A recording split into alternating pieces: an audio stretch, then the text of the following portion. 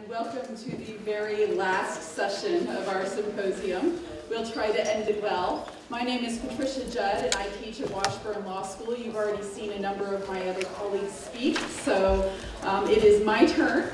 I want to thank JILIP and USAID, as well as Free University, and the entire project for having me here today. It's a joy to be here with you and to be here with my esteemed colleague Georgi, and to be talking about internationalization of dispute resolution systems, which is a subject that is near and dear to my heart. In this last session, we're going to focus on international commercial arbitration. And I think this is a timely topic, given the increasing prevalence of all things international, the internationalization of all things, especially in the world of commercial law, the recent engagement of Georgia in this issue, and even, it seems, the recent engagement of Free University in this issue through its coursework and moot court program. My colleague Georgi, by all accounts a world-class expert on international commercial arbitration in Georgia, will be speaking specifically about the Georgian experience. What I thought I would do is lay the groundwork for those of you who are not overly familiar with the international commercial arbitration system. And so I will spend a few minutes on the provisions of international instruments that govern the system, and speaking about some of the advantages to the system, some of its flaws, and the way states have employed the system to preserve their starkest interests. So the international commercial arbitration system has exploded over the past 10 or 15 years. And this is perhaps not surprising, given the increased globalization that we have seen in business transactions, the pervasiveness of international trade in just about everything, and the increased accessibility to overseas business partners through advances in technology and the growth of the global marketplace. The international commercial arbitration system itself is highly complex, and we won't even try to cover the whole thing. And in fact, calling it a system at all is somewhat of a misnomer, as it's really a series of hundreds and hundreds and hundreds of different mechanisms. So even an exhaustive list of these mechanisms is not feasible to cover in this time that we have here. I thought I would highlight some of the general categories that exist among these mechanisms. So we have our major general multinational structures, such as the International Chamber of Commerce, or ICC system, and the United Nations Commission on International Trade Law, or UNCITRAL, model law and its system of rules as well. And these systems deal with a whole range of issues across borders, and you can choose these particular systems as the models for your arbitration, no matter where you are or what you're arbitrating, generally speaking. Then we have a number of regional structures, examples being structures operating out of Beijing, Cairo, Panama, the Panama Agreement governing the Latin America and North America in particular. And these, as you might guess, govern more regionally disputes that happen under their terms. We have subject-specific structures. And one example would be the World Intellectual Property Organization's Arbitration Center, which focuses these days largely on domain name disputes. And then we have country-specific mechanisms. So we have the American Arbitration Association, we have the Swiss rules, we have the London Court of International Arbitration, all of which are national systems but which play a huge role in the international arbitration mechanisms. And finally, we have investment arbitration structures, notably the International Center for the Settlement of Investment Disputes, or ICSID for short. And that governs a particular type of dispute where you've got a state hosting a particular investor and a dispute arises between them. For purposes of our talk today, I've been asked to focus mostly on the commercial arbitration side, so we'll set ICSID aside for a few minutes and come back to it toward the end of the talk. Again, knowing the ins and outs of these structures is not something that we can accomplish in the next hour and a half. There are a number of phases that each of these structures attempts to regulate, and so I want to take us through the particular phases of arbitration that are pertinent to our analysis. You can see them up on the screen. You can see that we start with an agreement to arbitrate and trying to interpret what that encompasses and what the terms of it are. How we choose the arbitrator or panel that is governing this system. Setting the terms of reference for that panel. What will be the scope of the panel's authority and jurisdiction?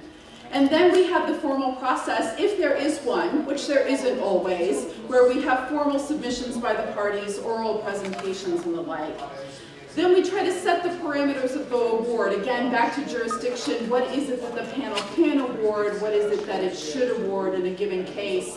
And then our hot topic for today, recognition and enforcement. Today we're focusing on what the parameters are for recognition and enforcement of awards by courts in an individual state.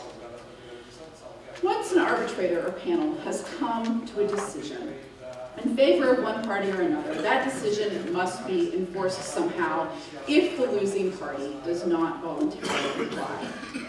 Since arbitration panels and organizations don't have enforcement powers in and of themselves, they are reliant on national court systems to step up and pick the case up where they leave off. Now, part of the joy of international arbitration is that the parties have some control. They have some control over the particular law that they apply.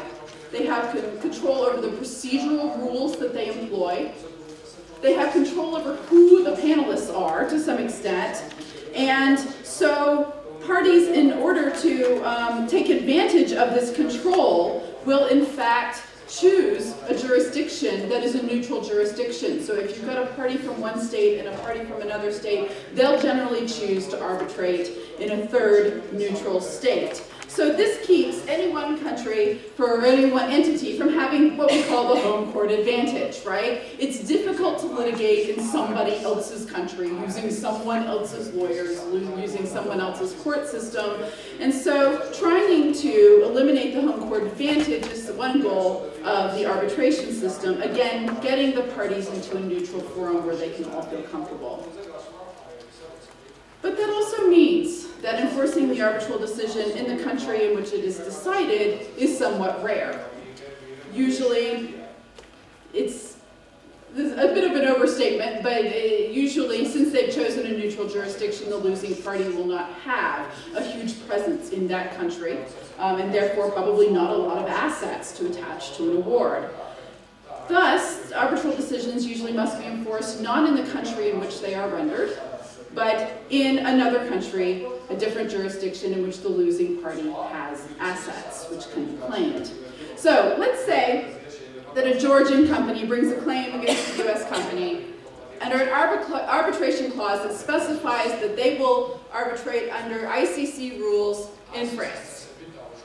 And let's say that the arbitral panel in France decides in favor of the Georgian company and against the US company.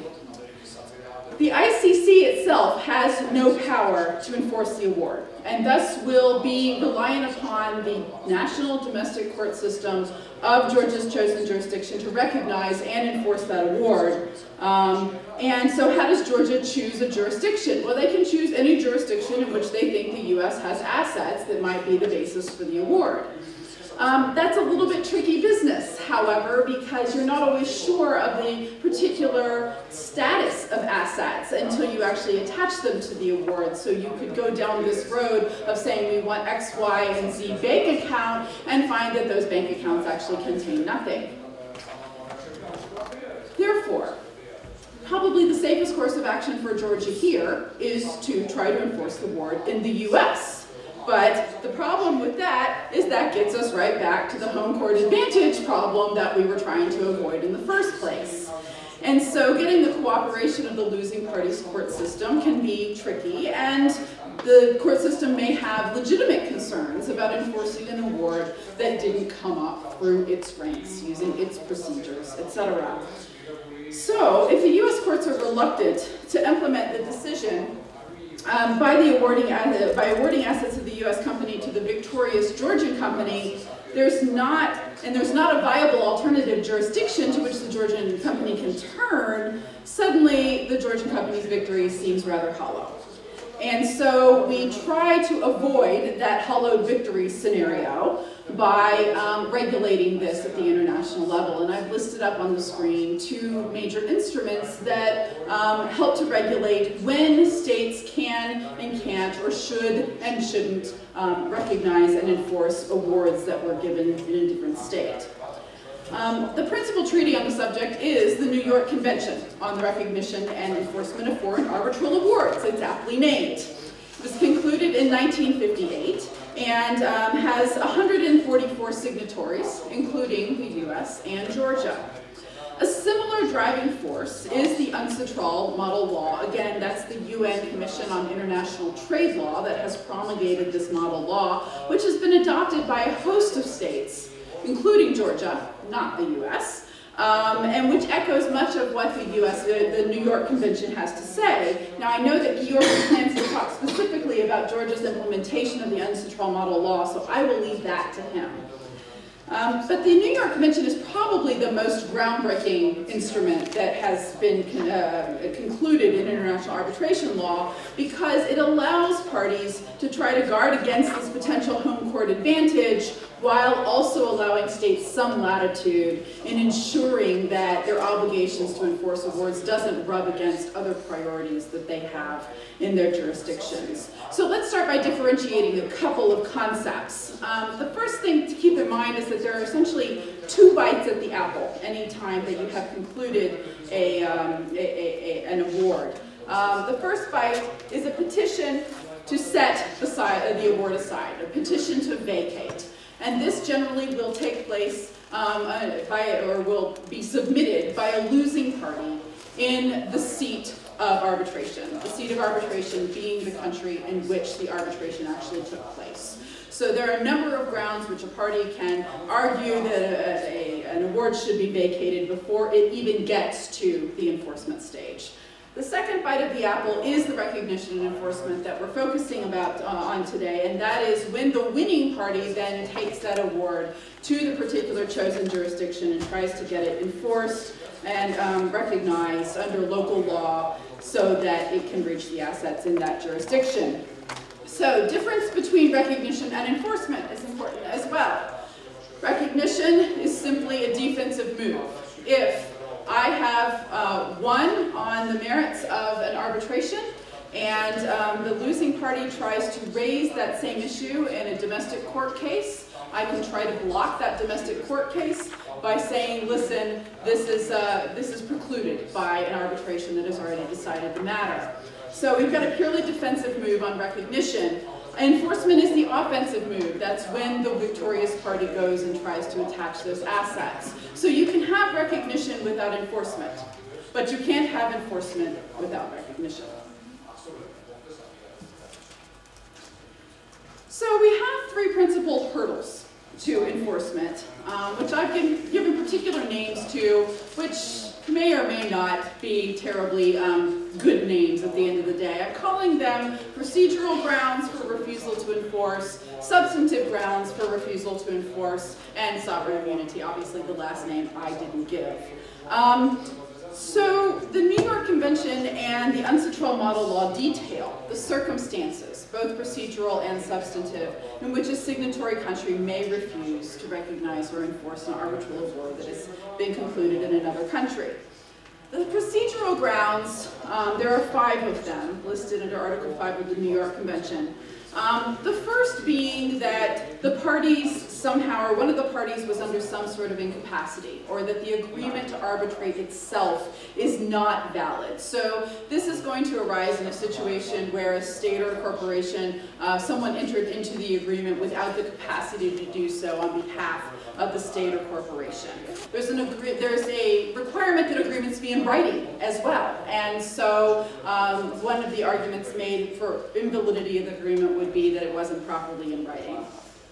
The second procedural ground is notice, and this is probably the most important of the 5 because it ensures that due process has taken place. If a party is somehow unable to present his case, either through lack of notice of the appointment of the arbitral panel, lack of notice of the arbitration itself, or missed a major hearing and in equity, for equity reasons we decide that that wasn't a proper presentation of the case, then courts may refuse to enforce the award based on this second procedural ground. The third is that the award deals with matters that were beyond the scope of the arbitral agreement in the first place. So it's very important that arbitral panels abide by the particular scope that's set out for them in the agreement. This is rarely used as a basis for challenge, generally because it is the mandate of the arbitral panel itself to decide the scope of its agreement, to interpret the scope of the agreement and decide the scope of its authority, and judges will generally be loath to second guess that. Fourth, we have the composition of the arbitral authority itself, the basis for the composition. Were the arbitrators chosen from the right list? Were the rules followed that were specified in the agreement? These are things that can provide a basis of challenge for the actual arbitral panel itself. And finally, we have an award that's not yet become binding on the parties or has been set aside or vacated in the seat of arbitration. So if there has been a successful challenge in the seat of arbitration, the winning party nevertheless goes and tries to have the award enforced somewhere else, they'll generally lose out. Not binding has been provided a little bit more controversy. What makes an award binding? What stage does it become binding? And it's generally been held that once appeals either within the organization or within the seat of arbitration have been exhausted, that award becomes binding. I want to focus mostly today on what I'm calling the substantive grounds, and this is, I think, my worst name because it implies that courts can, in fact, reach in and second-guess the arbitral panel's substantive decision. And so had I been a little less jet-lagged, I might have come up with a better name for this because it should be understood that there should be no second-guessing of the substantive decision itself.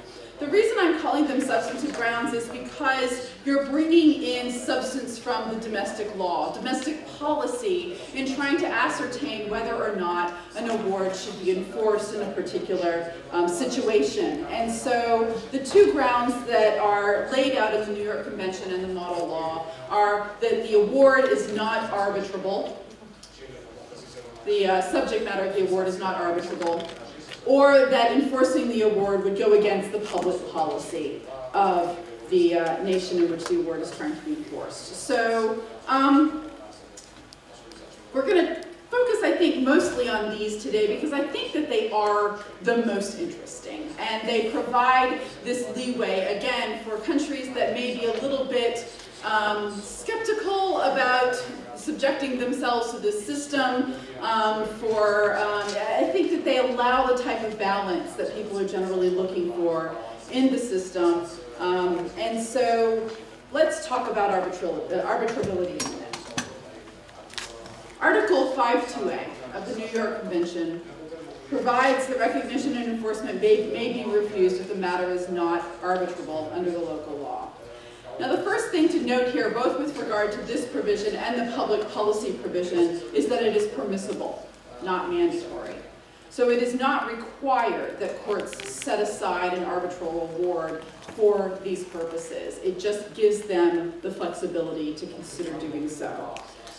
So one may note immediately that what is arbitrable is not defined in this language. It is up to the local law, the local authority, the local sovereign. So neither the model law nor the New York Convention sheds any light on how to determine what should be arbitrable and what should not be. I've made a list here of things that have generally been held not to be arbitrable, although there are exceptions to each of these rules up on the screen. And so you see that last public interest exception in particular it overlaps a bit with the public policy exception, so you see the melding of these two provisions even in how they're applied by individual countries. So despite the open-ended language here, most countries have construed limitations on arbitrability narrowly. And this is for a couple of reasons, probably. In most cases, states parties that have signed on to the New York Convention are a self-selected group and have signed on knowing of the convention's pro-enforcement bias.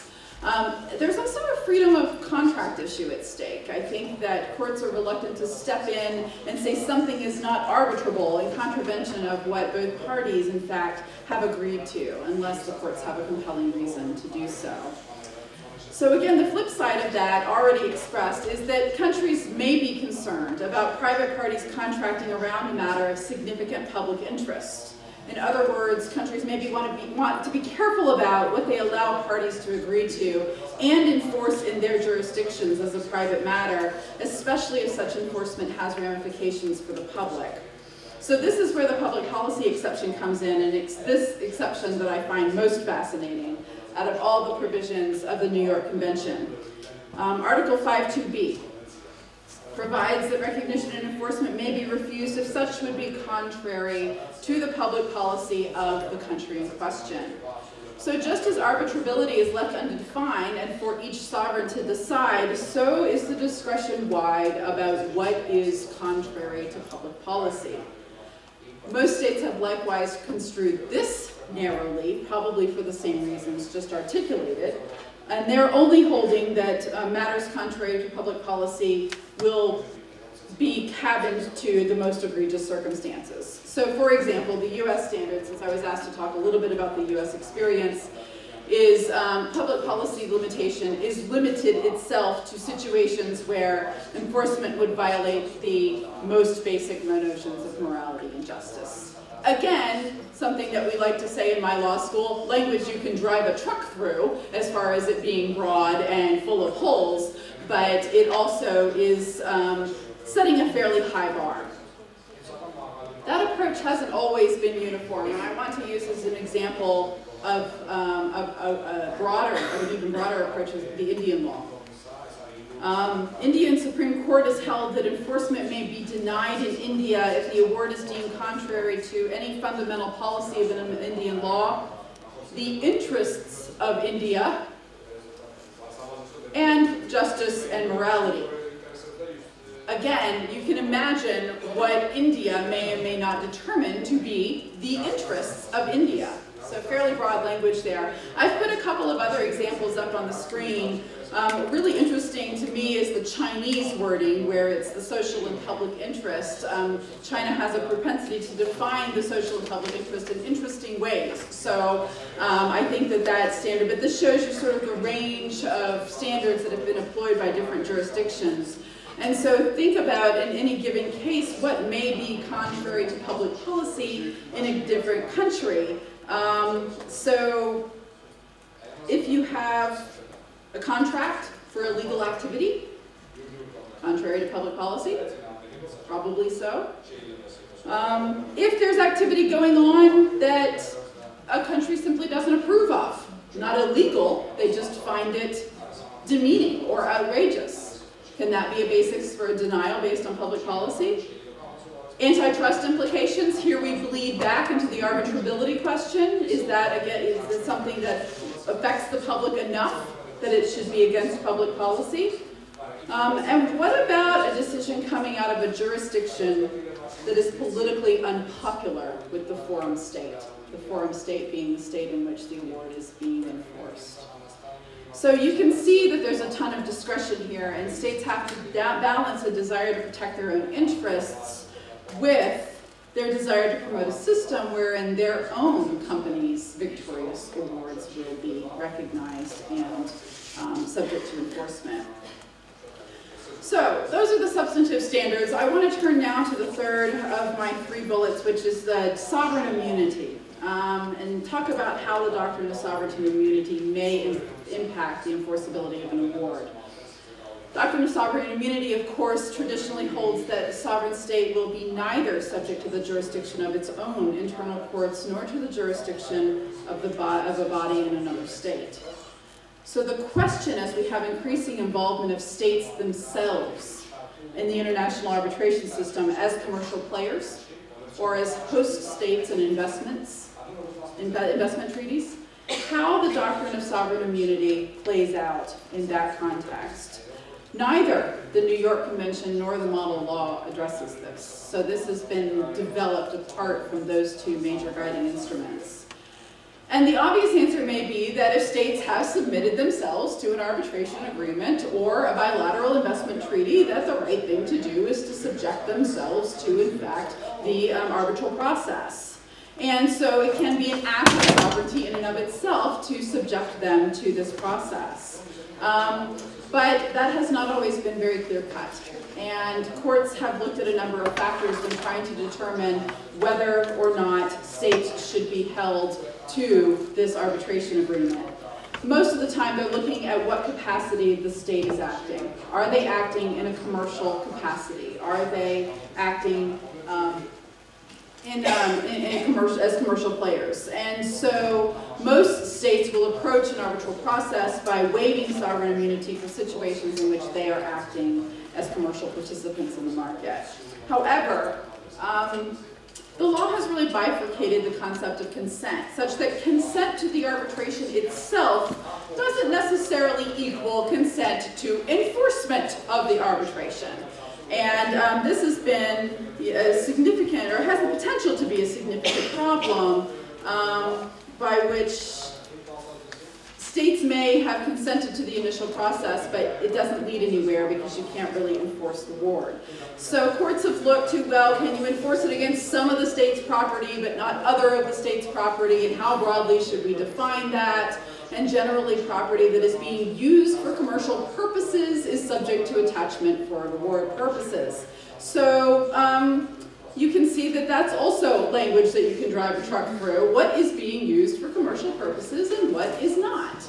And the concept of comity is pretty stark here in that if you get a signed affidavit from a diplomatic officer saying this property is not being used for commercial purposes, courts will generally accept that as excluding that property from the realm of the enforcement. And of course, diplomatic assets, generally speaking, are off limits completely and cannot be subject to waiver, even if they are being used for commercial purposes. So these are what I see as the major challenges to the system. I see the struggles within the system of trying to balance the interests here, and so I think that there are some hurdles to enforcement, and that's both good and bad news. We want to balance sovereignty, we want to balance freedom of contract, and we want to balance all of that with the effectiveness of what is the hallmark of the commercial arbitration system, which is speed and efficiency and whatnot. And at the end of the day, as frustrating as these hurdles may be to those trying to get meaningful execution of awards, the flexibility probably promotes buy-in to the system by providing tools for sovereign states to strike balances in their own interests in deciding whether to implement a particular award. Also important to keep in mind that part of the reason that this system works is you don't have to get this far very often. The overwhelming majority of arbitral awards are implemented voluntarily. And so this is, while it's an important issue to discuss, looking at the system as a whole, it is not the most pressing issue in the world. So the system is somewhat fragmented, but I think it works because it provides a lot of freedom for parties to negotiate for the terms of their own dispute resolution. And this is seen as a major benefit to companies who have better things to do than spend their money on litigating in foreign jurisdictions.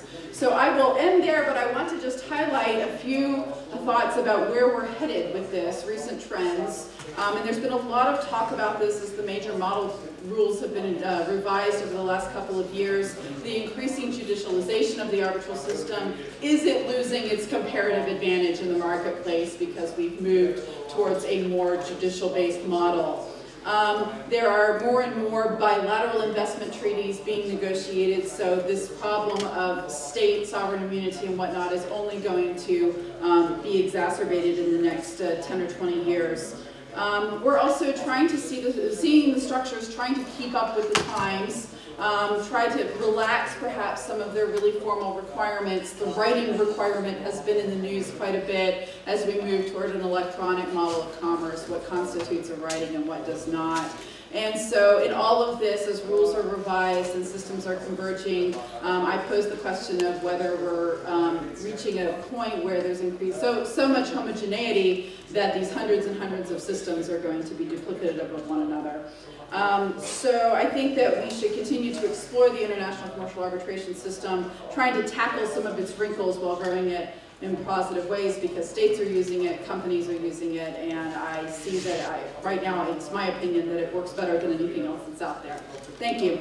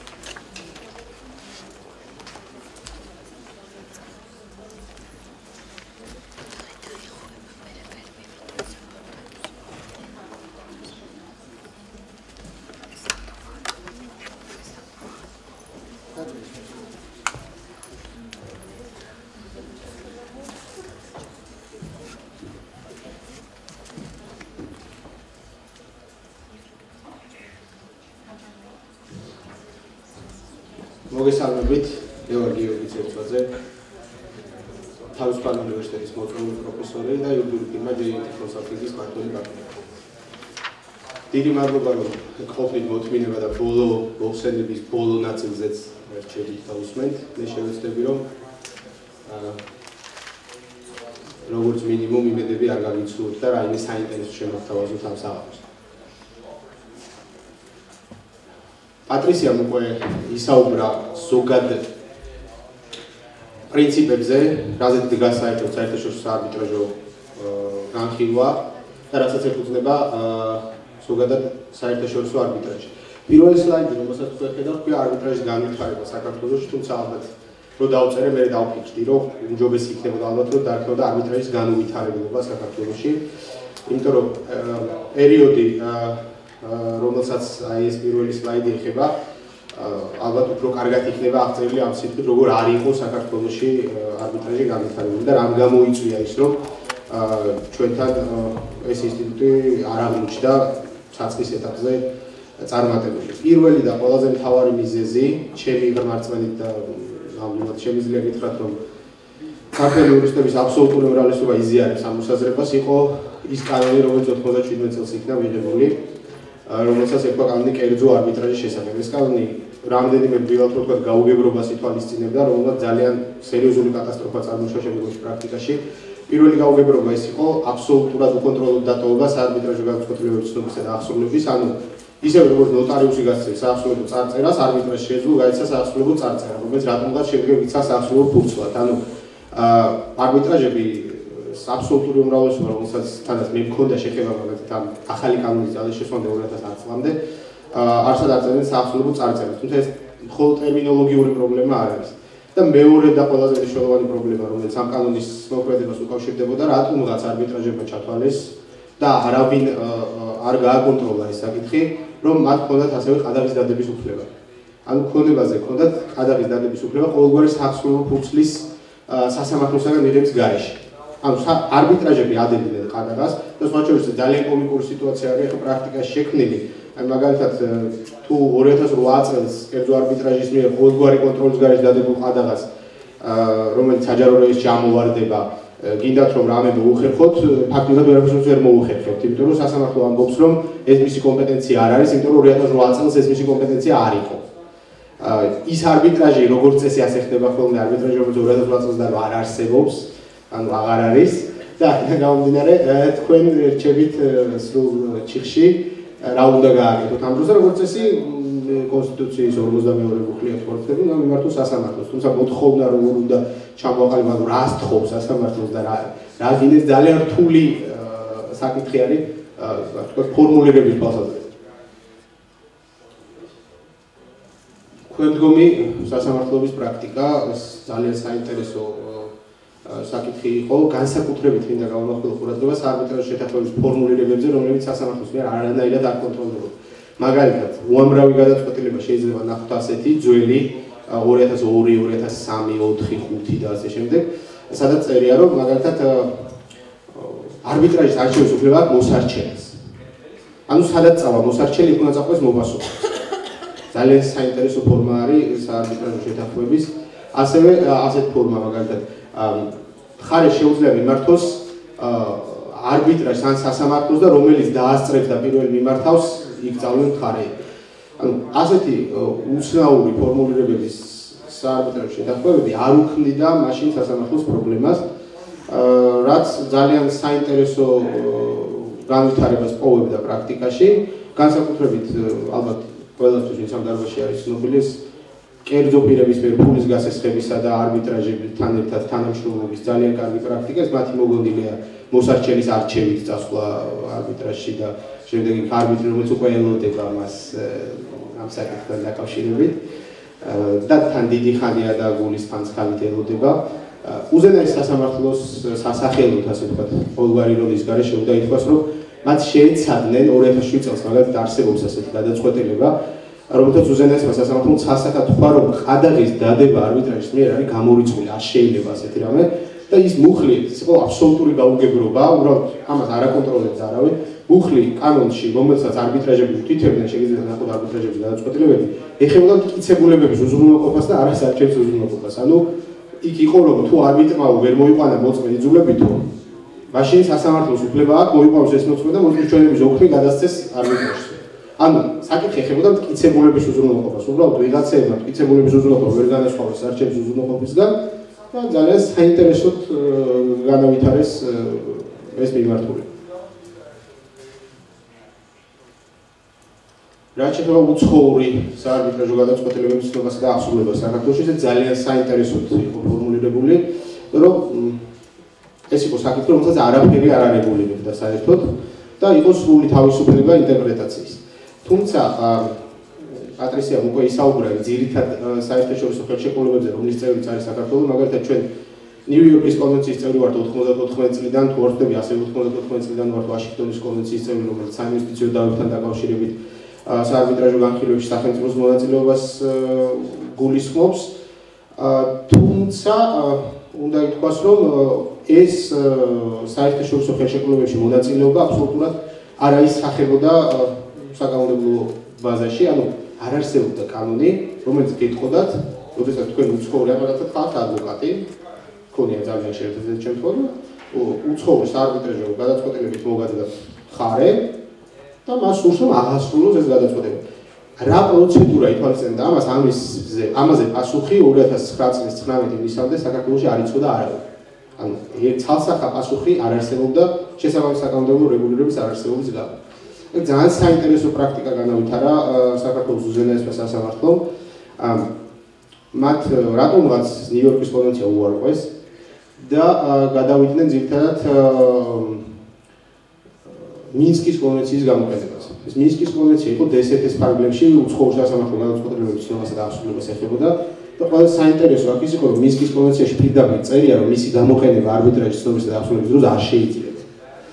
ანუ ეს იყო კონვენცია, რომელიც უნდა გამოყენებულიყო უცხოური სასამართლო გადაწყვეტილებების ცნობისა და აღსრულებისათვის, მაგრამ ნიუ-იორკის კონვენცია ვერ გამოიყენებოდა და ჩემი რწმენით ეს იყო ძირითადად იმ საშინელ თარგმანის ბრალი, რომელთაც ნიუ-იორკის კონვენცია ქართულად ითარგმნა და კოდექსის პროგრამაში შეგიძლიათ გახსნათ ინტერესისთვის და ნახოთ როგორ არის ნათარგმნი ნიუ-იორკის კონვენცია, მაგალითად საჯარო წესრიგს ქვია ჯარის წესი ან რაღაც ის სხვა.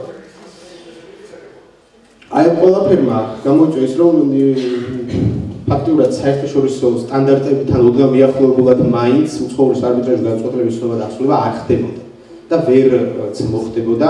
თუმცა მაგალითად 2006 წელს ძალიან დიდი კამათი იყო და მე დავწერე კიდევაც ამასთან დაკავშირებით, მაგრამ ჩემ თავზე ნამდვილად არ ამაქვს დიდი წარმოდგენა და ვერ გეტყვით, რომ ამის გამო რამე შეიცვლებოდა, არც მქონდა ამის ილუზია. ანუ არის ესეთი გამოსავალი საერთაშორისო ხელშეკრულებების შესახებ კანონი არსებობს საქართველოსში, რომელსაც მე-6 მუხლში უწერია, რომ თუ კონვენციის ტექსტი იძლევა პირდაპირ გამოყენების შესაძლებლობას, ანუ თუ ის იდეა დეტალურია, რომ შესაძლებელია მისი პირდაპირ გამოყენება, მაშინ სასამართლო უფლებამოსილია გამოიყენოს პირდაპირ კონვენცია. რამდენიმეჯერ ვცადე ამ მუხლის მიხედვით ნიუ-იორკის კონვენციის გამოყენება, იმიტომ რომ პატრიციამ აბსოლუტურად დეტალურად წარმოგიდგინათ ნიუ-იორკის კონვენციით გათვალისწინებული ცნობასა და აღსრულებაზე უარის თქმის საფუძვლები, რომელიც სადაც არანაირი დამატება აღარ იყო ესაჭიროება და შეიძლება გამოყენებული იქნას სრულფასოვნად. თუმცა დაახლოებით 2000 წლიდან 2010 წლამდე უზენაეს სასამართლოს ცნობა და აღსრულებასთან დაკავშირებით განხილვლა დაახლოებით 25-მდე საქმე. მეტი არა. სხვადასხვა ბოლოს, როდესაც აი ამ პრაქტიკას სწავლობდი, ჩემი უცხოელი კოლეგები ხუმრობდნენ, რომ გიორგი ერთადერთი ქართველი იურისტია, რომელსაც თავის ქვეყნის ყველა სასამართლო გადაწყვეტილება აქვს დაკითხული. ანუ იმდენად ცოტა არის, 25 გადაწყვეტილება შეიძლება დღეში გამოვიდეს რომელიმე ევროპულ სასამართლოში ცნობასა და აღსრულებასთან დაკავშირებით. ერთადერთი შემთხვევა არსებობს, როდესაც უზენაესმა სასამართლომ მიუთითა ნიუ-იორკის კონვენციის მუხლებზე და ცნობა და აღსრულება განხორციელა ნიუ-იორკის კონვენციის მიხედვით პირდაპირ, თუმცა არანაირი დასაბუთება რატომ გამოიყენა კონვენცია პირდაპირ არ მივცია.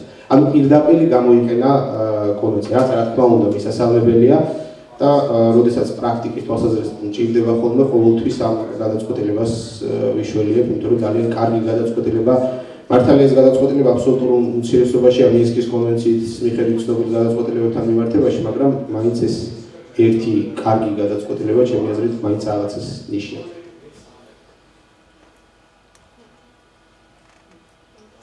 აი ეს მთელი გაუგებრობა, რომელზეც მე ხარ საუბრობდი, შეიძლება ითქვას, რომ დასრულდა და მას წერტილი დაესვა 2009 წელს ახალი კანონის მიღებით.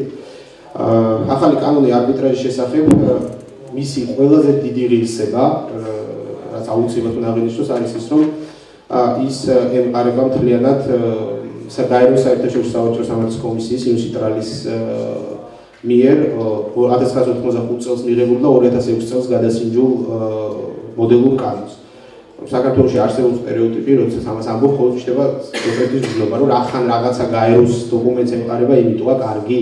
დიახ, ზუსტად ამიტომ არის კარგი, იმიტომ რომ ამ გაეროს დოკუმენტს ემყარება თანამედროვე მსოფლიოს არბიტრაჟო საზოგადოების ან თითქმის ყველა ცივილიზებული და არბიტრაჟზე ორიენტირებული და მოტივირებული სახელმწიფოს კანონმდებლობა. და თუ ჩვენ გვინდა რომ დაუახლოვდეთ და გავხდეთ ამ ოჯახის წევრი, ანუ საერთაშორისო არბიტრაჟო ოჯახის წევრი, მაშინ ეს რა თქმა უნდა სასამართლოდ ჩავთვალოთ წინ გადადგმულ ნაბიჯად. თუმცა არის რამდენიმე განსხვავება, ძალიან საინტერესო განსხვავება მოდელური კანონის ტექსტსა და ქართული კანონის ტექსტს შორის. განსაკუთრებით ეს ეხება საარბიტრაჟო შეთანხმების ფორმას, როცა მაგალითად ქართული კანონი სპეციალურად არეგულირებს სახელმწიფო ორგანოს მიერ დადებულ საარბიტრაჟო შეთანხმებას, რასაც ვერ ნახავთ მოდელურ კანონში. ასევე ქართული კანონი იძლევა შესაძლებლობას, რომ არბიტრმა ჩამოაყალიბოს განსხვავებული აზრი, რასაც ვერ ნახავთ მოდელურ კანონში. და მესამე და ყველაზე მნიშვნელოვანი ჩემი აზრით ეს გახავთ უზრუნველყოფის საკითხი, რომელიც ქართულად არაადეკვატურად იქნა გაგებული და ქართული თარგმანი კარგია, უბრალოდ ეს ფორმულირება ქართულ პრაქტიკასთან ჯერჯერობით მორგებული ვერ არის. ანუ მაგალითად მე-18 მუხლში არის ასეთი უზრუნველყოფის ღონისძიება პირვანდელი მდგომარეობის შენარჩუნება. ანუ საერთაშორისო საარბიტრაჟო პრაქტიკაში როგორც ეს ისტორიულად ჩამოყალიბდა, რომ ვინაიდან არბიტრს არ ჰქონდა არანაირი საჯარო ხელისუფლება, რომ თქვა ეიძულებინა მხარეები, მას უბრალოდ გამოქონდა ხოლმე ამას interim measures ეძახიან, ანუ უბრალოდ აკისრებდა მხარეებს, რომ არ გაკიდოთ, არ დამალოთ, არ გაანადგუროთ ის ქონება, ანუ თუილად მომამუშავებთ აქ, კონკრეტულად თქვა, რომ მე ეს გადაწყვეტილება იყოს აღსრულებული. და ეს გადავიდა ეს ფორმულირება შემდგომში იუნსიტრალის მოდელურ კანონში და გადმოვიდა ქართულ კანონშიც. და ძალიან საინტერესო შემთხვევა მქონდა ესეთი მანქანებთან დაკავშირებით და ანუ რამდენიმე მანქანა დაკადაღებას ვერ ახდენს, იმიტომ რომ ყადაღაც ეს სიტყვა არ არსებობს მოდელურ კანონში და შესაბამისად ეს ქართულში ვერ გამოვიდა. და მანქანებზე პირვანდელი მდგომარეობის შენარჩუნება დაევალა. და როდესაც აღმასრულებს მიუტანეთ საახსრულო ფურცელი, პირვანდელი მდგომარეობა ამის შევინარჩუნო და რა ვქნაო ახლა. ანუ რანაირად შევინარჩუნო, რა დავაყადაღო, დაკადაღება არ წერია. ანუ რაც პირდაპირ არ წერია, იმ საახსრულო მოქმედებას ვერ შეასრულებს. შესაბამისად ის ტექსტი, რომელიც უცხოურიდან გადმოვიდა ქართულში, უბრალოდ იმ რეალიებს, რომელიც ქართულ ეს იმას კი არ ნიშნავს, ეს პატერმიდები ცუდი კანონი არის. უბრალოდ ჩვენ გვჭირდება ცოტა უფრო მეტი, ასე ვთქვათ, კრეატივიზმი ამ თვალსაზრისით, რომ აღმასრულებელია არ დაიბნეს, ასე ვთქვათ, და მიხვდეს რა იგულისხმება იმაში, რომ ფარემდა შეინარჩუნოს პიროვნების მდგომარეობა, თუნდაც ძალიან მარტივად შეუძლია მოსყოს მაგალითი გაჩერება. რომ თუ გინდა რომ პიროვნების მდგომარეობა შეინარჩუნებული იყოს, რომ არ მოყვეს ავარიაში და ასე შემდეგ, ანუ რომ ინტერპრეტაციის საკითხია, რომელიც შეიძლება ზოგიერთ შემთხვევაში იწვევდეს ან არ იწვევდეს პრობლემებს.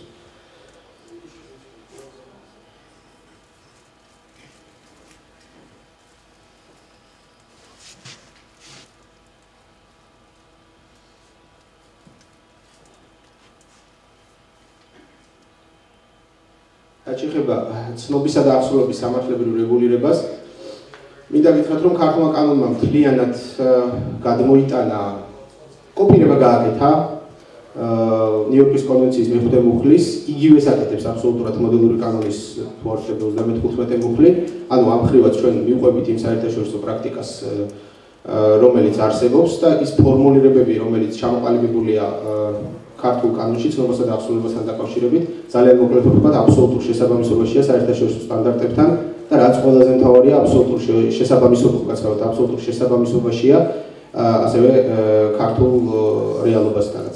რაც შეეხება ახალი კანონის მიხედვით განვითარებულ სასამართლო პრაქტიკას, ესეც ძალიან საინტერესო თემა გახლავთ, მიუხედავად იმისა, რომ კანონი ძალაში შევიდა 2010 წლის 1 იანვრიდან, ძალიან საინტერესო და უზარმაზარი პრაქტიკა ჩამოყალიბდა, ფაქტიურად შეიძლება ითქვას და არბიტრაჟმა მიუხედავად იმ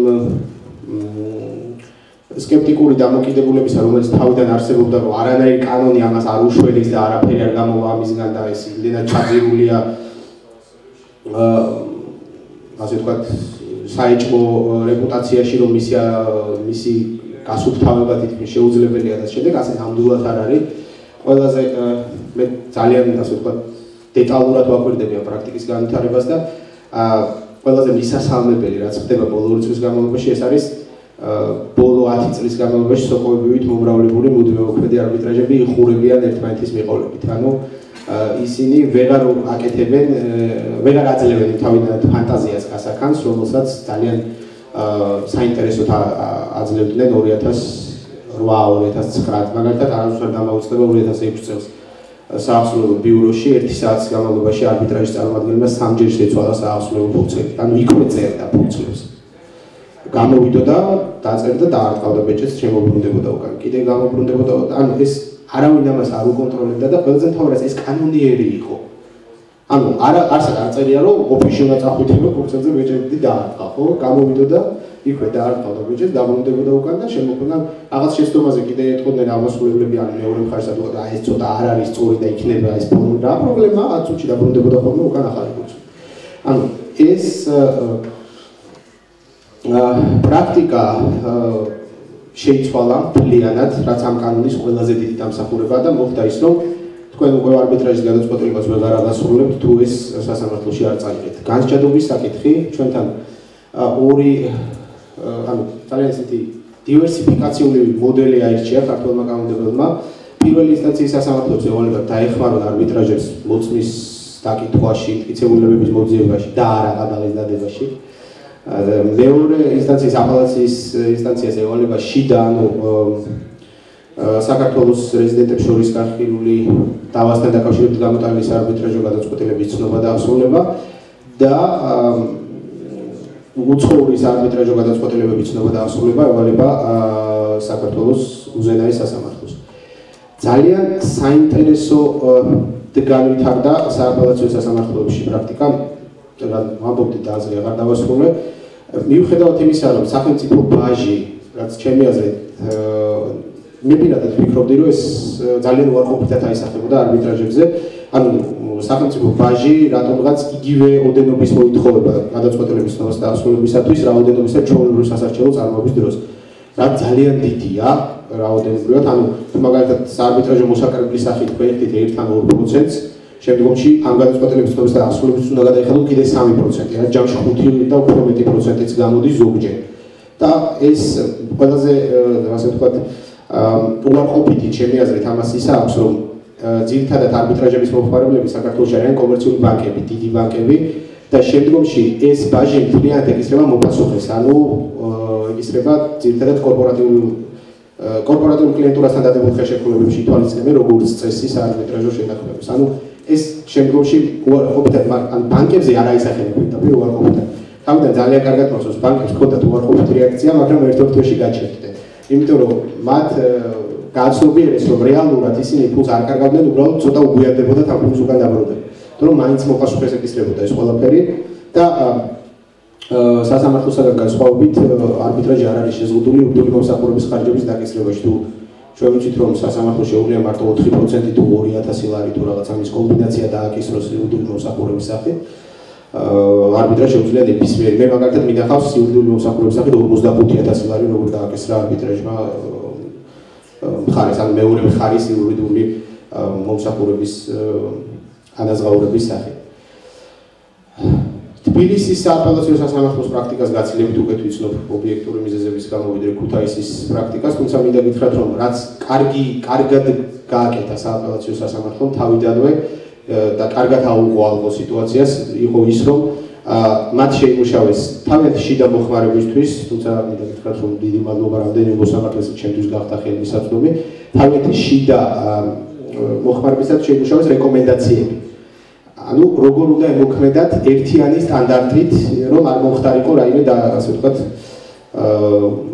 დევიაცია სხვადასხვა შემადგენლობის მიერ მიღებულ გადაწყვეტილების შორის და ძირითადად შეიძლება ითქვას, რომ თბილისის სააპელაციო სასამართლოს პრაქტიკა ამ ეტაპზე არაფრით არ შემოუვარდება ევროპული სასამართლოების პრაქტიკას. თუმცა ამ ქებასთან ერთად რამდენიმე გადაწყვეტილებას მაინც ვახსენებ, იმიტომ რომ მაინც ადვოკატი ვარ და კარგს ბოლომდე სასამართლოზე ალბათ ვერ ვილაპარაკებ. ერთ-ერთი გადაწყვეტილება, რომელიც ჩემში ძალიან დიდი იმედგაცრუებას იწვევს, იმიტომ რომ ამაში ეს არის უმნიშვნელოვანესი პრინციპი, რომლის დარღვევაც არავითარ შემთხვევაში არ შეიძლებოდა, რაც სამწუხაროდ სასამართლომ არ გაითვალისწინა. და ეს პირადად ჩემი საქმე არ გახდა, თვითონ არ ვლაპარაკობ ეს წუხარებით ამ საკითხთან დაკავშირებით. მოხდა ისე, რომ სააპელაციო სასამართლომ ცნოდა აღასრულა გადაწყვეტილება, ანუ მიიღო გადაწყვეტილების ცნობას და აღსრულებასთან დაკავშირებით გადაწყვეტილება და არსებობს მეორე პროცედურა, რაზეც პატრისიამ უკვე ისაუბრა, ეს გახლავთ ის, რასაც მოდელური კანონი უწოდებს setting aside of award, ანუ გადაწყვეტილების გაუქმების პროცედურა ქართულად. და გადაწყვეტილების გაუქმების პროცედურის ვადა კანონით გაცილებით უფრო დიდია, ანუ 3 თვე არის 90 დღე. და ამ 90 დღის ვადის დაცვით მეორე მხარე მიმართა გაუქმების მოთხოვნით. ანუ ჯერ ფუნქციები გაიცა, სადაც 2-3 კვირაში და ერთ თვეში მიმართა მეორე მხარე გაუქმების მოთხოვნით. და ყველაზე სამწუხარო იყო ის, რომ სასამართლომ საჩივი წარმოებაში მიიღო და რაც ყველაზე თავი ნაწილობრივ დააკმაყოფილა. გასაგებია განსაკუთრებული არაფერი არ გაუკეთებია, უბრალოდ პირგას სამთეხელში ამცირა, რაც იყო, მაგრამ არბიტრაჟის მთავარი პრინციპია, რომ ცნობილი და აღსრულებული გადაწყვეტილების გადახედვა დაიშვება მხოლოდ რაღაცა განსაკუთრებული, ანუ ასეთ ჩვენი პროცესი, მაგალითად ახალ აღმოჩენილი გარემოებებს ეძახის.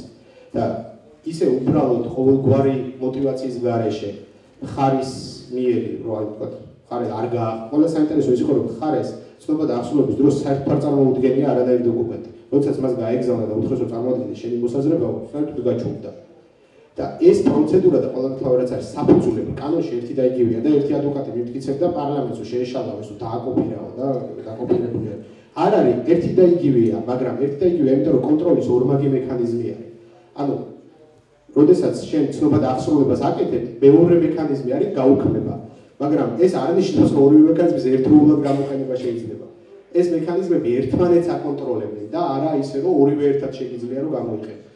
სამწუხაროდ ჩვენ კანონში გამორჩათ, რატო გამორჩათ არ ვიცი, მაგალითად, როდესაც გერმანიამ მოდელური კანონის იმპლემენტაცია გააკეთა, იქ პირდაპირ წერია გადავამოწმე სპეციალურად, რომ უკვე ცნობილი და აღსრულებული გადაწყვეტილების გადასინჯვა და გაუქმება გამორიცხული არ შეიძლება.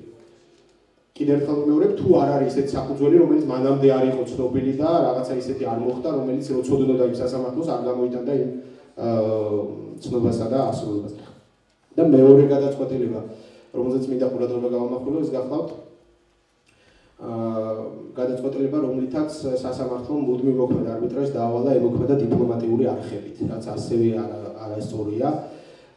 ანუ რის თქმა მინდა მოპასუხე იყო თურქეთის მოქალაქე, რომელიც გაიქცა თურქეთში, რომ საქართველოს რაღაც ბიზნეს პრობლემები შეექმნა, მე დაჭერილიც იყო და მე გადაასწრო, ასე ვთქვათ, თურქეთის ტერიტორიაზე.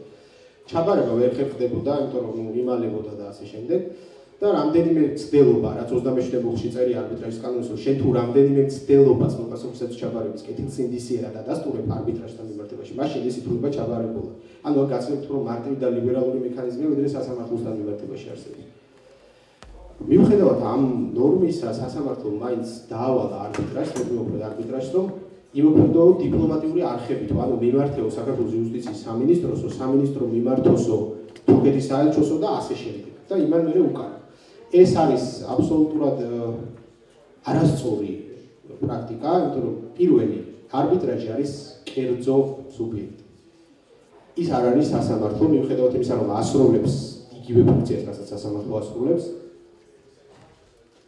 და მას არ შეუძლია მიმართოს იუსტიციის სამინისტროს და მოსთხოვოს, ყველა საინტერესოც არის, სასამართლო შეუძლია რომ მიმართოს და მოსთხოვოს, გთხოვთ დამეხმაროთ სამართლებრივი დახმარების შესახებ ქვეყნებს შორის არსებული ხელშეკრულებიდან გამომდინარე და მიმართოთ შესაბამის ქვეყნის უწყებებს, რომ თქვა გამოითხოვო რაღაცა და ასე შემდეგ. არბიტრაჟს ამის უფლება არ აქვს. იმიტომ რომ არბიტრი ეს არის აბსოლუტურად ჩვეულებრივი კერძო პირი. ეს ორი გადაწყვეტილება შემიძლია გამოვხოთ, რომელზეც ვისურვებდი, რომ ყოფილიყოს სხვანაირი მიდგომა, სხვა ყველა საკითხი, რაც შეეხება საჯარო წესრიგის განმარტებას, ასევე რაც შეეხება მაგალითად განსაკუთრებით დიდი ოდენობით პირგასამტეხლოების და დარიცხვას ბანკებისა და სხვა საკრედიტო დაწესებულებების მიერ და ასე შემდეგ, შეიძლება ითქვას, რომ სააპელაციო სასამართლომ თბილისის როგორც მინიმუმ აბსოლუტურად წინვალედ გაართვა თავი ამ ამოცანას და მე ძალიან ხშირად მესმის ხოლმე უკვე არბიტრებისგან, რომლებიც ასეთ შემრიგებლური ტონით ეუბნებიან ხოლმე მხარეების ადვოკატებს, რომ მე კი დაგიკისრებ, მაგრამ მაინც შეგიმცირებს ეს სააპელაციო ხო იცი და რაღა აზრია. ანუ რეალურად გადაწყვეტილება მიიღება, ანუ სააპელაციო ეს არის კლასიკური მაგალითი, როგორ შეუძლია სასამართლომ სწორი კალაპოტი მისცეს და სწორი მიმართულება მისცეს საარბიტრაჟო სამართლის განვითარება საქართველოში. რაც შეეხება უზენაეს სასამართლოს პრაქტიკას, რომელიც ამ საკითხთან დაკავშირებით არსებობს ეს ერთ-ერთი გადაწყვეტილება, რომელზეც არ ვთქვა, არ შემიძლია ეს გახოთ პოლესტარი არის პანამური კომპანია, რომელსაც ძალიან საინტერესო ისტორია აქვს საქართველოში. 96 წელს საიდან მოხვდნენ არ ვიცი, მაგრამ 96 წელს ეს პანამელები მოხვდნენ საქართველოში. 98 წელს წარმოიშვა დავა ლონდონის არბიტრაჟში საქართველოს მთავრობასთან და მოიგეს ეს დავა 99 წელს. და ყველაზე საინტერესო იყო ის, რომ 2009 წელს მოითხოვეს გადაწყვეტილების ცნობა და ასრულება. ანუ 10 წელი სად იყვნენ, აბსოლუტურად გაუგებარია. მაგრამ აქ ყველაზე საინტერესო რა იყო, იცით? თავიდან საარბიტრაჟო გადაწყვეტილება წაიღეს ინგლისურ სასამართლოში და ინგლისურ სასამართლოდან მიიღეს ეგრეთ წოდებული confirmation-ი, ქართულად ამ ტერმინის პირდაპირ თარგმანი დადასტურება არ არის, იმიტომ რომ ის რასაც ინგლისური სასამართლო ამ დროს აკეთებს, ეს დადასტურება არ უბრალოდ ამ ტერმინს იყენებენ, რატო არ ვიცი. მაგრამ კი რა დადასტურებს არბიტრაჟო გადაწყვეტილებას, ეს იგივეა, რასაც ჩვენი სააპელაციო სასამართლო აკეთებს ცნობასა და აღსრულების დროს, ოღონდ შიდა გადაწყვეტილებების მიმართ. ანუ ინგლისის სასამართლოსთვის ეს გადაწყვეტილება, რომ ლონდონის არბიტრაჟმა გამოიტანა, იყო შიდა გადაწყვეტილება, რომ დაუდასტურა ინგლისის ტერიტორიაზე სამოქმედო. და ყველაზე საინტერესო იყო ის, რომ პოლესტარმა საქართველოს ჩამოიტანა არა საარბიტრაჟო გადაწყვეტილება ცნობისა და აღსრულებისათვის, არამედ ის დადასტურების გადაწყვეტილება, რომელითაც საარბიტრაჟო გადაწყვეტილება ერთხელ იქნა ცნობილი და აღსრულებული. ეს რას ნიშნავს, იცით? აპელაციის გადაწყვეტილება საარბიტრაჟო გადაწყვეტილების ცნობას და აღსრულებასთან დაკავშირებით, რომ წაიღოთ სტამბოლში ცნობისა და აღსრულებისათვის. ანუ ძალიან საინტერესო მიდგომა იყო და აბსოლუტურად წინვალედ გაართვა თავი საქართველოს უზენაესმა სასამართლომ და მე სპეციალურად დავწერე ამასთან დაკავშირებით. ერთ მხარეს საქართველოს უზენაეს სასამართლოს მოტივაცია და მეორე მხარეს ესპანეთის უზენაეს სასამართლოს მოტივაცია აბსოლუტურად იგივე ფაქტებთან დაკავშირებით. ესპანეთის მადრიდის სააპელაციო სასამართლო დაიბნა მთლიანად ლუგანოს კონვენციები და რაღაც სისულელეები გამოიყენა უკაცრავად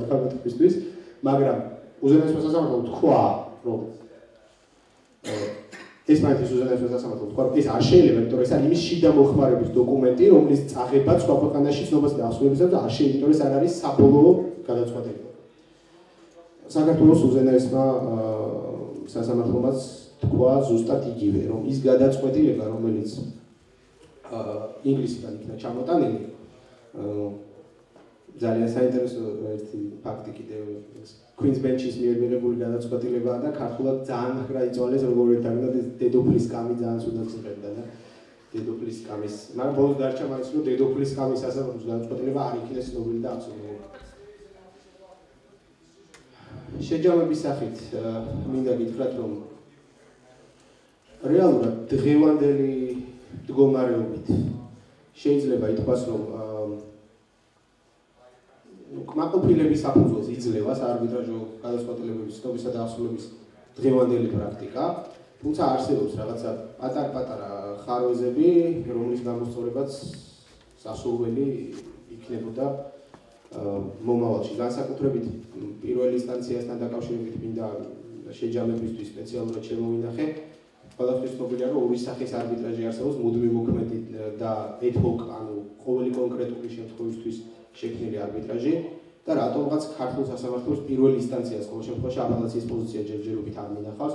ძალიან ეშინია ასეთი გადაწყვეტილება, ანუ როცა ორი მხარე არ მიმართავს რომელიმე კონკრეტულ არბიტრაჟს და იქვე თვითონვე ნიშნავს არბიტრს და თვითონვე ქირაობს ოთახს და ასე კონკრეტულად ყველა ტექნიკურ საქმეს თვითონვე აგვარებს. და პირველი ინსტანციის რამდენიმე მოსამართლე თქვა, რომ ეგო არ არისო არბიტრაჟის შეთანხმება, იმიტომ რომ რატო არ წერია რომელ არბიტრაჟს მიმართავენ. მე მესმის, რომ შეიძლება სტაბილურობისთვის ეს, ასე ვთქვათ, ხიფათის შეგრძნება კარგი იყოს, მაგრამ საშიში მეორე მხრივ არის, რომ ამან არ მიგვიყვანოს ad hoc არბიტრაჟის საერთო უარყოფამდე საქართველოში, რაც აბსოლუტურად არ იქნება სწორი, იმიტომ რომ ნებისმიერი ევროპელი იურისტი ან ბიზნესმენი, რომელიც საქართველოში ჩამოვიდა, მას ეთქვია, რომ იცით რა ჩვენთან ad hoc არბიტრაჟი სასამართლო პრაქტიკით აკრძალულია, ის გაცილებით უფრო სხვა დასკვნებს გააკეთებს, ვიდრე შეიძლება ჩვენ ქართულმა იურისტებმა გავაკეთოთ ამ შემთხვევაში. დიდი მადლობა.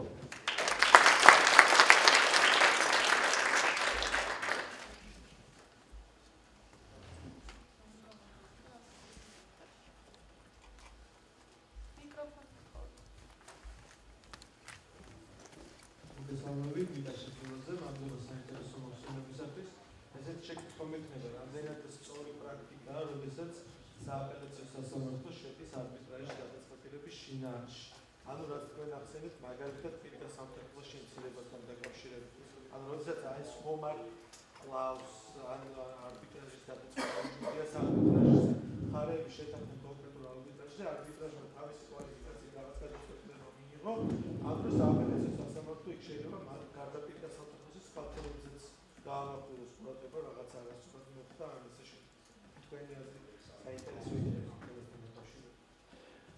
ძალიან კარგი შეკითხვაა, დიდი მადლობა და მე შეკითხვას რომ გავუწევ პასუხს მე პატრისიას დახმარებას დამჭირდება, იმიტომ რომ ეს არის შემთხვევა, რომელიც ძალიან კარგი ანალოგი შეიძლება მოვუძებოთ ამერიკულ პრაქტიკაში. ამერიკულ საარბიტრაჟო პრაქტიკაში არსებობს ესეთი ცნება, რომელიც პრაქტიკამ დაამკვიდროს სხვა შორის manifest disregard to the law. ანუ when the arbitrator manifestly disregarded the law. ანუ როდესაც უკაცრავად, მაგრამ ეს ძალიან ამერიკული რაღაცა არის და აუცილებლად ინგლისურად უნდა ითქვას ჩემი აზრით. როდესაც ამერიკელი მოსამართლე ამბობს, რომ არბიტრმა იმდომეზე არ მიაქცია სამართალსა და კანონს ყურადღება, რომ მე იძულებული ვარ ჩავერიოს არბიტრაჟო გადაწყვეტილების შინაარსში. ეს პრაქტიკა ამერიკელებს დღეს აქვთ, ისინი ფიქრობენ და არის უამრავი სტატია ნახავთ ამასთან დაკავშირებით, რომ ეს უჩინარდება, რომ ეს აღარ შეიძლება, რომ ეს საერთაშორისო არბიტრაჟს ეწინააღმდეგება და ასე შემდეგ, თუმცა მაინც აქვთ. ალბათ აქ ჩემი აზრით თავარი და ყველაზე მნიშვნელოვანი სულ იქნება ეს საკამათო, მნიშვნელოვანი არის ხაზი, გამყოფი ხაზი. მაგალითად, როდესაც არბიტრი წერს, რომ იყო ასეთი შემთხვევა, მართალია ამ ხელშეკრულებაში ასე წერია, მაგრამ მე ისე გადავწყვიტე. ანუ როდესაც ასეთ რაღაცა წაიკითხავს მოსამართლე გადაწყვეტილებაში, ცხადია ის რომ ჩაერიოს. და ეს შეიძლება საჯარო წესრიგის სადმე წინააღმდეგობაშიც გადავიდეს. ეს არის ჩემი მოსაზრება. თუმცა აქ არის მეორე საფრთხე. სადაა ის ზღვარი, სადაც მოსამართლე უნდა ჩაერიოს. ანუ რამ უნდა ჩაერიოს მარტო იმიტომ, რომ არ მოეწონა გადაწყვეტილება, თუ უნდა ჩაერიოს მაშინ, რომ ეს გადაწყვეტილება იმდენად დიდი სისულელეა, რომ მისი აღსრულება არ შეიძლება. აი სად გადის და როგორ უნდა დავარქვათ, როგორ უნდა დაასაბუთოს მოსამართლე, რომ ეს გადაწყვეტილება აი ამ ხელა სისულელეა, რომელიც უნდა ჩავერიო. იქნება უფრო პატარა სისულელეა და არ ღირდა ჩარევა. აი ეს არის მე მგონი აქ ყველაზე მნიშვნელოვანი. ჩარევა ზოგადად, ჩემი აზრით, ცუდი არ არის. უბრალოდ თუ არ ჩაერევა საერთოდ, ეს იქნება აბსოლუტურად არასწორი, მაგრამ ჩარევის ფარგლები არის უფრო სადაო, ვიდრე თვითონ ჩარევის ფაქტი. I will just add a few words to that, as Georgi has in fact covered most of what is in current debate in the United States over the manifest disregard of the law doctrine. And I apologize, I actually could not hear your question because the microphone was malfunctioning, and so they weren't able to interpret the question for me. Sorry. Okay.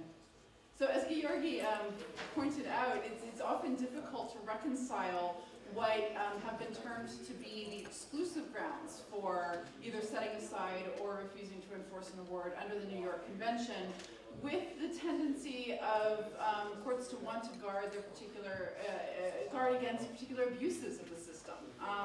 And so that's where the manifest disregard of the law doctrine has evolved in United States law. And as Georgi pointed out, it's actually been somewhat discredited in the United States, but not completely. And it's really difficult to ascertain where the doctrine stands right now. I think there are some difficulties with it.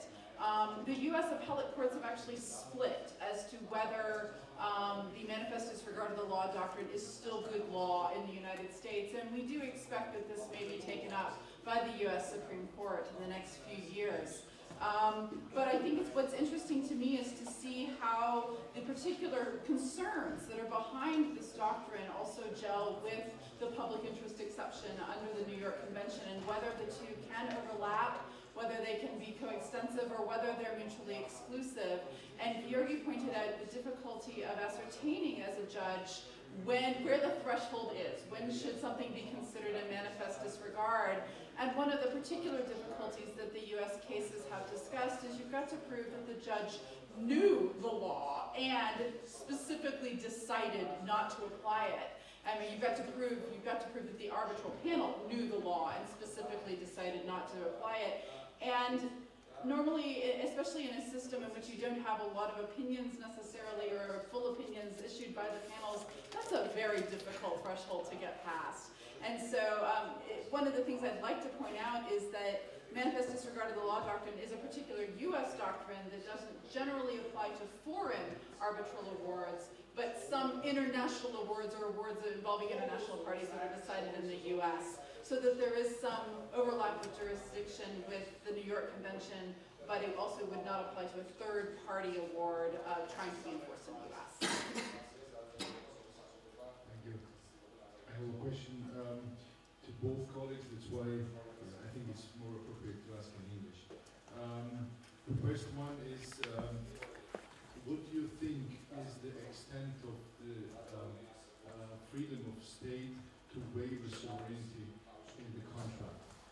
Because the state can come, when it comes to the arbitration, the state may say, look, I agree to that, this is my executive power, however, the legislative power limits my capacity to do so. This is the first question. And the second, if I may ask, which is an example from my practice, I received the International Arbitrary Award, which was based on the arbitral agreement between two companies non-resident for Georgia. And we had to enforce that against the assets in Georgia. And the problem was, and the Supreme Court denied the recognition due to the fact that we could not demonstrate the existence of assets in Georgia. I would like to hear your opinion how to overcome this problem, because we knew that obviously there are assets in Georgia, but we're limited to demonstrate it to the court.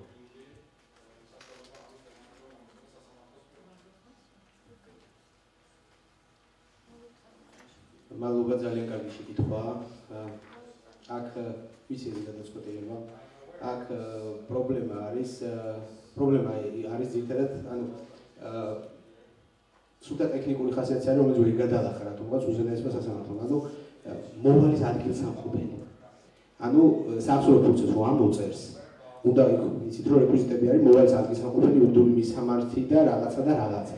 და როდესაც ანუ მოვალის დაძახება როცა უწევს, როცა მოვალის ადგილსამყოფელის მითითება უწევს, აი ამ ქართულ ჩარჩოებში ვერ ჩდება, იმიტომ რომ მოვალის ადგილსამყოფელი თუ საქართველოში არ არის, საქართველოს საახსოვრო ფუნქციები რადგინდა. ქონება რო არის, შეიძლება ამას ადასტურებდე, მაგრამ ფუნქციაში რო რეკვიზიტი უნდა ჩავწერო იმ აღმასრულებელს, საჩააბაროს, რა ჩააბაროს და ძალიან ხშირად მეც მქონია ეს გავსი პრობლემები.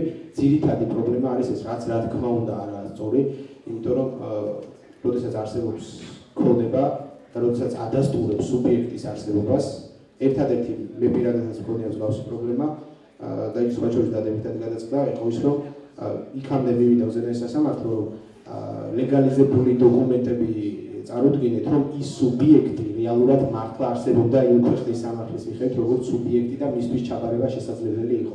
როგორც კი ეს დამტკიცდა და ქართულად ლეგალიზებული დოკუმენტები, ანუ ქართულ სამართლებრივ სივრცეში მოქცეული დოკუმენტები უკვე დადასტურდა, რომ მისთვის ჩაბარება შესაძლებელი იყო და სუბიექტი მართლა არსებობდა, აქ უკვე უზენაეს სასამართლოს ეს შიშები გაუკრა, ასე ვთქვათ. ეს იყო ჩემი აზრით რა თქმა უნდა, აბსოლუტურად მართალი ხართ, რომ არ არის სწორი ამ მიზეზით ცნობა და ასრულებაზე უარის თქმა, თუ რომ უფრო მეტსაც გეტყვით, საერთოდ არ არის უზენაესი სასამართლოს საქმე, არის თუ არა ქვეყანაში ქონება. ამის დადასტურება არსად არ მოითხოვს. მე უბრალოდ მინდა რომ ქონდეს ამ ქვეყანაში საახსოვრო ფუნქციები. ამ ფუნქციას მე აღვასრულებ, ვერ აღვასრულებ, ქონებას ვიპოვე თუ ვერ ვიპოვე, ეს უკვე ჩემი მარიფათის საქმეა, ასე ვთქვათ. და ძირითადად აი ეს ამას თითქმის ეთანხმებოდნენ, მაგრამ აი უფრო ტექნიკური პრობლემა იყო, რომ აი მე რა ქნას იმ საახსოვლებო, აი როგორ გააკეთოს, როგორ უნდა მოიქცეს და ასე შემდეგ. აი ეს ძალიან ხშირად ჩვენთან კონცეპტუალური პრობლემები დადის ხოლმე ტექნიკურ პრობლემებად და ეს არის ხოლმე ძალიან სერიოზული პრობლემა. ალბათ. I love both of your questions, and I'm not sure I have a good answer to either of them, but that's why they're insightful, good questions. It's interesting because I was talking to my dean the other day about this when I was talking to him about the sovereign immunity issue, and his first reaction was, "You can't waive sovereign immunity, what are you talking about?" And so again, this gets into the tricky question of how much authority can you give which branch of the sovereignty, and obviously that's going to vary by state, right, and by constitutional measures by state, and how the powers are allocated among branches of the government. But generally, it has been interpreted, as I highlighted briefly in my discussion, that where the state is not acting as the state, but is acting as a commercial actor in the marketplace, that perhaps it has greater latitude in doing this. Now, could a legislature come back and say, "No, executive, we didn't give you the power to do that"? Sure, they could. And so I think that that's one of the things that you would consider as you're considering whether to arbitrate under a particular bilateral investment treaty, or whether you're considering bringing a particular case, what the hurdles in that, given the history of that particular state, might be. So I know that's not an answer to your question, but just verifying that it's something, I think it's something that we're all struggling with. With regard to proving that there are assets in Georgia, that's again is exacerbated, right? Where you're dealing with a state where you're not only having to prove that there are assets or make a prima facie case that there are assets, but make prima facie that they're also commercial, or prove beyond a reasonable doubt that they are commercial in nature. And so I think that this goes to the inherent problems with the lack of discovery powers, and as we talk about the judicialization of the arbiter petition for enforcement. So I think it's a real problem that is exacerbated in the context of the state involvement. Just to clarify, how it's handled in the U.S., do the courts have the authority to question whether the assets are there or not? Or it's just an I haven't seen a lot of cases in which the courts have raised that particular issue. I don't, have you run across that in your studies? I'm not aware that there have been a lot of cases in which there has been a denial that there are assets, right? So I don't think that that's been a consistent part of US problem in this, but it's a clever idea, actually. იმუნიტეტთან დაკავშირებით დავამატებდი ერთ-ერთი ყველაზე მთავარი პრინციპი, რომელიც მოქმედებს და რომ ძალიან ბევრმა სახელმწიფომ სცადა ამის გატანა, მაგრამ ვერც ერთმა, რაც მე ვიცი ყოველ შემთხვევაში, ვერც ერთმა სახელმწიფომ ვერ გაიტანა ეს მოსაზრება, ასე ვთქვათ, განსაკუთრებით იქ-ს ტრიბუნალებთან, ანუ ვაშინგტონის არბიტრაჟში. ეს არის პრინციპი, რომლის თანახმადაც სახელმწიფოს არ შეუძლია საკუთარი თავის გასამართლებლად მიუდიდოს თავისივე კანონმდებლობაზე. ანუ მაგალითად ასეთი შემთხვევა იყო ერთი იუსტიციის სამინისტრო საქართველოს უდიდებდა, რომ რომელიღაც სახელმწიფო კომპანიასო ჩემი თანხმობა ჭირდებოდა ჩემი ბრძანების მიხედვით და ეს ბრძანება არ ქონდაო და ამიტომ გარიგება ბათილიებდა, რომ კანონზე წინააღმდეგებოდაო. ანუ სახელმწიფოს არ აქვს უფლება თავისივე კანონი მოიხმოს, თავისივე მიერ მიღებული ბრძანება მოიხმოს იმის საფუძვლად, ან თვითონ სახელმწიფოს მიერვე თავისივე კანონის დარღვევა მოიხმოს იმის საფუძვლად, რომ უარი თქვას საერთაშორისო არბიტრაჟო განხილვაში მონაწილეობაზე. ეს არის უმთავრესი პრინციპი, რომელსაც ვერც ერთი სახელმწიფო ვერ ეღირსა, რომ გაიტანოს რომელიმე დიდ საერთაშორისო არბიტრაჟო ფორუმზე.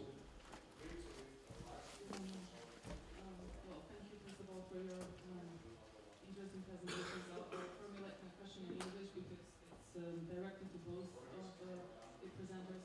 I have two questions. The first question is, as Georgi mentioned, over 90% of arbitrations in Georgia are bank client arbitrations.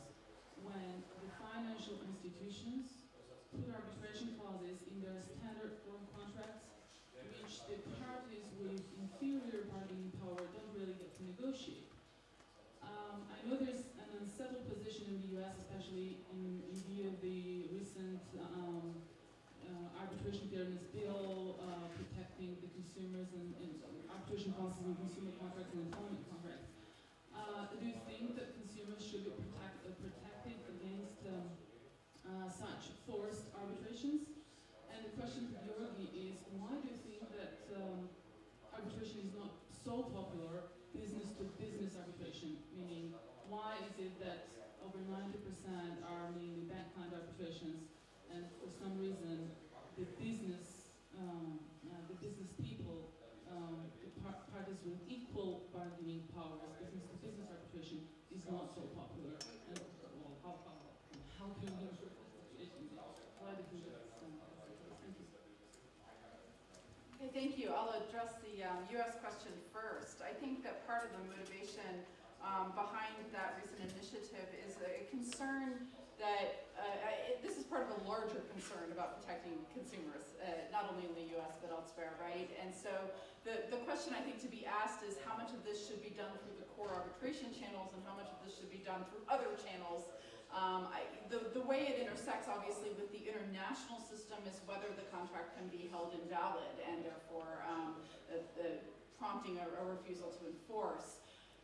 Generally, the courts have played it pretty safe on this, and so even something that, apart from the bargaining power, even, something that's on the back of a bill of sale or something has generally been held to be enforceable. And so my thought would be, okay, is this part of a larger initiative to try to tackle that the perceived inequities there, like you said, the unequal bargaining power.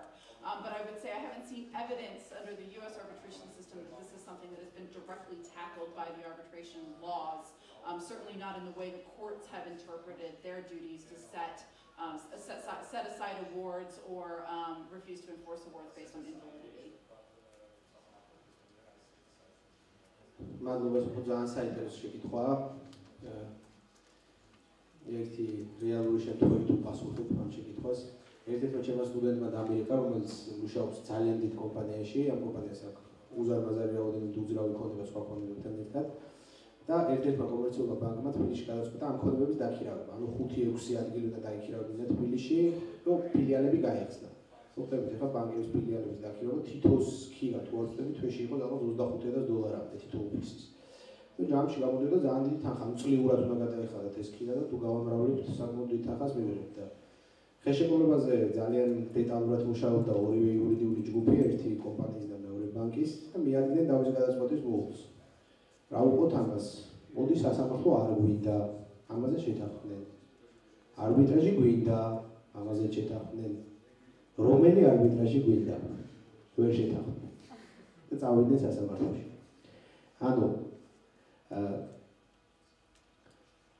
ალბათ ჯერჯერობით ქართული საარბიტრაჟო ინსტიტუტები იმდენად ახალგაზრდები არიან, რომ მათი ავტორიტეტი უბრალოდ არ ყოფნის ამ დიდ კომპანიას. ისინი რატომღაც თვლიან მაინც. ძველი ინერცია, იმიტომ რომ 2 წელია მეტი არ არის, 2 წელი არაფერი არ არის აბსოლუტურად, მაგრამ მე დარწმუნებული ვარ, რომ შეიცვლება და იცვლება კიდევაც უკვე. ანუ არ ყოფნით ქართულ არბიტრაჟებს და ქართულ არბიტრებს და ქართულ იურისტებს ის ავტორიტეტი, რომ ქართულმა ბიზნესმენმა გიყუროს თვალებში და არ იფიქროს, რომ შენ იმის ქვისლის ბიძაშვილის ნათესავი იქნები, აუცილებლად ისე გეტყობა თვალებში. ანუ სანამ აი ეს მენტალიტეტი კი არა, ანუ სანამ არ გახდება ის არბიტრი ისეთი ავტორიტეტი, რომ შენ მე როგორ მაკადრეს ქვეტექსტი ექნება უკან პასუხის დაბრუნებას, მანამდე მე მგონი ალბათ ვერ მოხდება ეს. დრო უნდა ჩემი აზრით, რომ ნელ-ნელა პირველი ნაბიჯები უკვე არის. მე მაგალითად რამდენიმეჯერ მქონდა უკვე შემთხვევა, როცა შევთავაზე, რომ არბიტრი თქვენ თვითონ არჩიეთ, რო არ თქვათ, რომ მე რაღაც ვიცნობ და ასე შემდეგ და მე გეტყვით, მე ვეთანხმები თუ არა. სამი კაცი წარმოვიდგინეს, ერთ დავეთანხმეთ და წავიდეთ ჩვეულებრივად, არანაირი პრობლემა არ აქვს.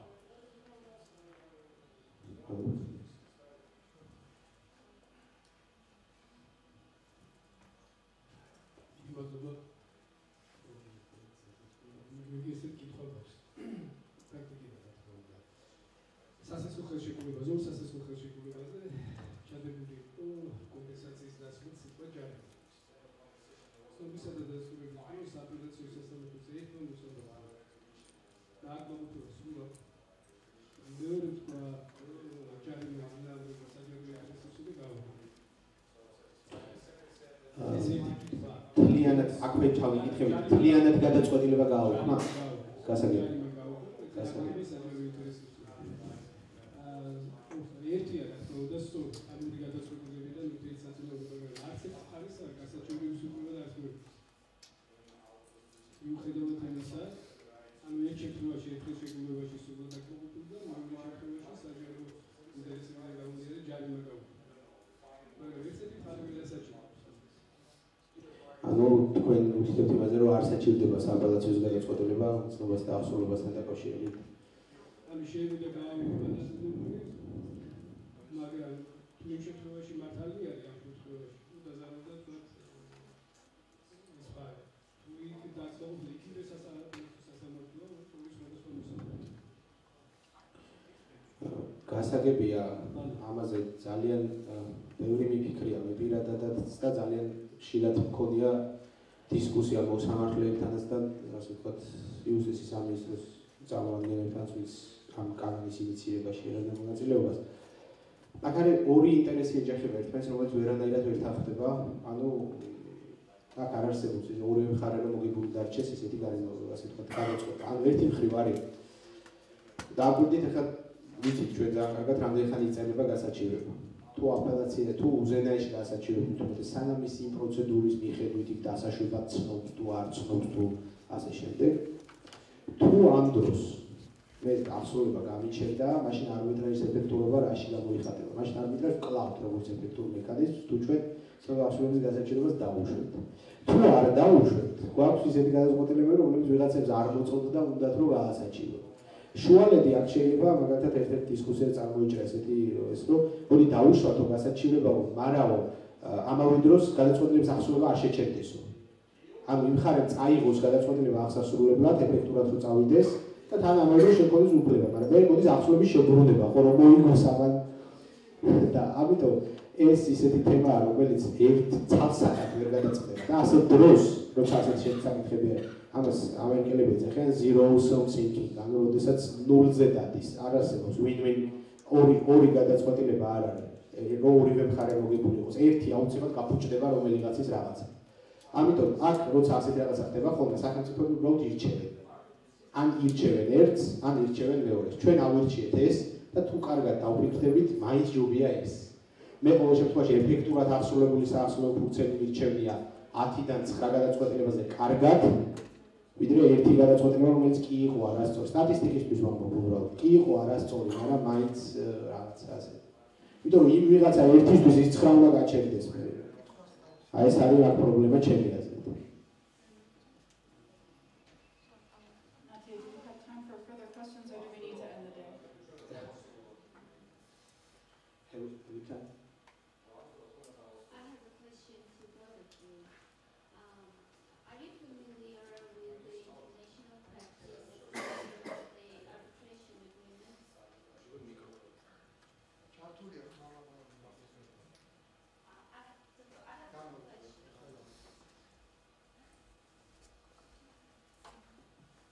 I have two questions. The first question is for both of you. Are you familiar with the international practice concerning the court decisions on the validity of arbitration agreements containing the choice of forum clauses and with the right of one of the parties to choose between litigation or arbitration, which is contained in the arbitration agreements? Are such agreements and such clauses risky, which indirectly may require to the non-recognition of the arbitral award as a result? And the second question is to Mr. Georgi. You referred to the decision of the appellate court of Tbilisi concerning the decisions interpreting the public order. So the court denied the recognition of the arbitral award, relying on the fact that it contradicted to the public order of Georgia. And I would like to know your opinion and what do you consider? Do you consider these decisions and the court interpretation of the public order reasonable by the Georgian court? And do you consider that at this moment, I think it's really risky because the court has a great power in this case to determine what the public order is and just determine the cases to just determine the cases contradictory to the Georgian public order. Excuse me, are you speaking about the particular award or you mean the interpretation of public policy generally? Interpretation of the public Generally.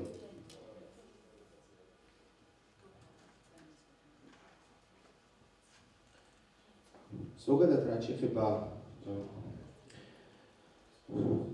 საჯარო წესრიგის განმარტებას, ჩემი აზრით სააპელაციო სასამართლოს პრაქტიკა აბსოლუტურად ადეკვატური არის იმ განვითარების სტადიის, რომელშიც ჩვენ ახლა ვიმყოფებით. სულ რამდენიმე მიმართულებით დგება ხოლმე ეს საკითხი და ყველაზე მთავარი მიმართულება არის, რომელიც აქ უკვე გაჟღერდა, ეს გახლავთ ჯარიმები. ანუ ეგრეთ წოდებული პირგასამტეხლო.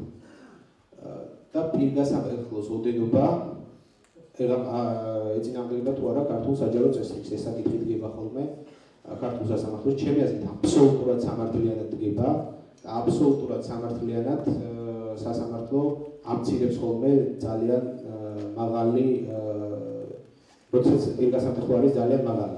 აქ მე ძალიან მომწონს 421 მოხდით ქართული სამოქალაქო კოდექსის, რომელშიც წერია, რომ სასამართლო შეუძლია შეამციროს შეუსაბამოდ მაღალი პირგასამტეხლო. ძალიან მაგარი ფორმულირება და ის რასაც სააპელაციო სასამართლო თქვის შეუსაბამოდ მაღლად მე ძალიან მომწონს. ანუ ამ თვალსაზრისით მგონია, რომ საჯარო წესრიგის ქართული განმარტება და უამრავი გადაწყვეტილება შეიძლება მოგიტანოთ შვეიცარიის უზენაეს სასამართლოსი, გერმანიის უზენაეს სასამართლოს, სადაც ზუსტად ანალოგიური მოტივით გადაწყვეტილების ნაწილი არ იქნა ცნობილი და აღსრულებული. ამ მხრივ მე მგონია, რომ აბსოლუტურად ნორმალურად მივდივართ.